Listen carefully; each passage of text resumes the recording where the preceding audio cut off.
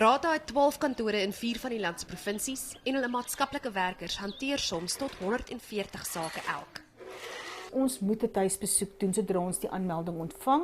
Ons gaan na die huis toe, ons gaan praat met die mense, ons volg die bronne op en ons gaan kyk fisies hoe lyk die huis.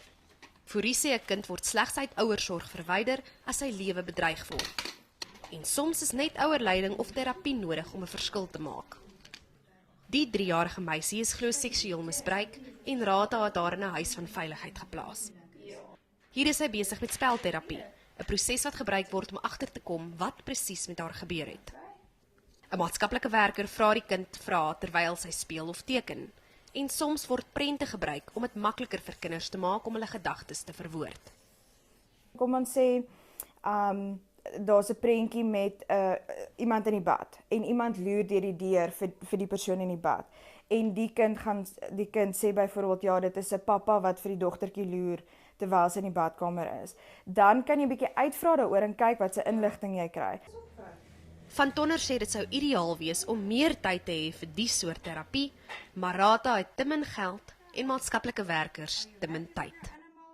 Die uitdaging stop boonop nie daar nie. Met die kinders waarmee jy werk, om daai hartseer nogal te sien en dan weg te stap en te dink, okay, wat gaan ek met hierdie kind doen? Want baie keer kry ons nie plek vir die kinders nie, maar ons weet, ons moet hierdie kinders dalk verwyder. En dis nogal 'n groot ding is om te weet, ek moet hierdie kind help, maar baie keer het ek nie die resources om dit te kan doen nie. Gevalle waar 'n ouer 'n kind net kom aflaai en sê, weet jy wat, ek wil nie hierdie kind hê nie. En die kind kom na jou toe, hy's 5 of 6 jaar oud.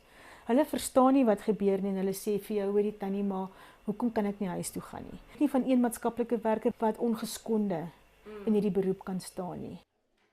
Rata sê hulle het dringend meer mense nodig wat as pleegouers kan optree of wat finansiële hulp kan gee.